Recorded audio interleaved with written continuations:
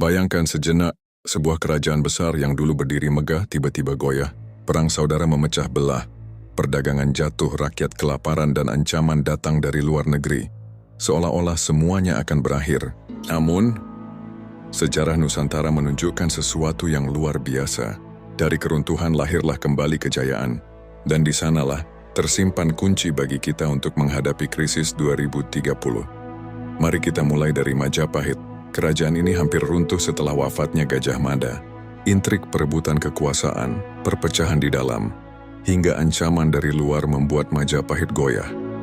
Tetapi Majapahit tidak menyerah. Para pemimpinnya kembali menegakkan semboyan Bhinneka Tunggal Ika, persatuan di atas perbedaan.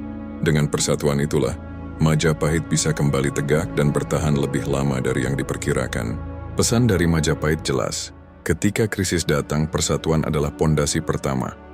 Tanpa itu, semua strategi hanyalah angan-angan. Lalu kita lihat Sriwijaya, kerajaan maritim besar di Sumatera. Pada abad ke-11, serangan dari kerajaan Chola di India menghantam pusat kekuasaannya. Pelabuhan terbakar, armada dagang hancur, dan banyak yang menyangka Sriwijaya akan tamat. Tapi sejarah berkata lain. Sriwijaya bangkit kembali dengan cara yang cerdas.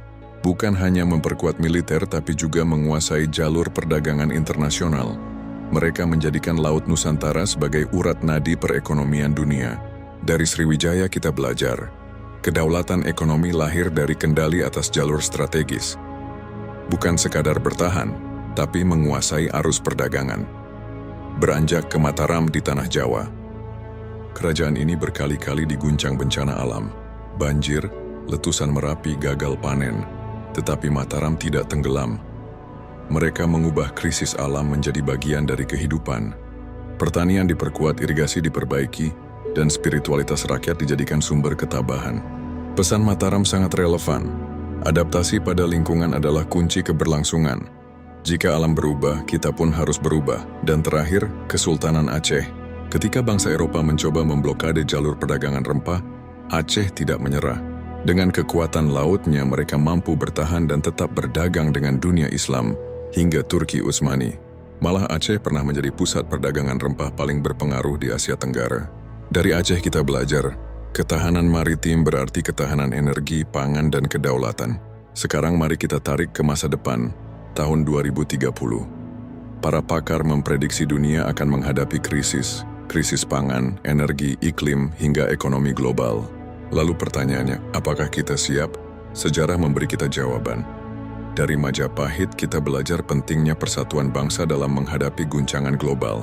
Dari Sriwijaya, kita belajar arti kedaulatan ekonomi dan kontrol atas jalur strategis. Dari Mataram kita belajar bagaimana adaptasi pada alam menjamin ketahanan hidup. Dari Aceh kita belajar bahwa kekuatan maritim adalah benteng terakhir menghadapi blokade dunia. Krisis bukanlah akhir, ia hanyalah ujian.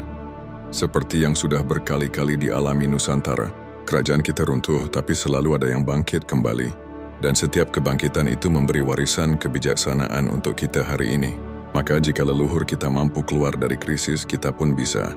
Bukan dengan menunggu, tapi dengan menyiapkan diri, bersatu, berdaulat, beradaptasi, dan menjaga maritim kita. Sejarah Nusantara bukan sekadar cerita masa lalu, itu adalah peta jalan menuju masa depan.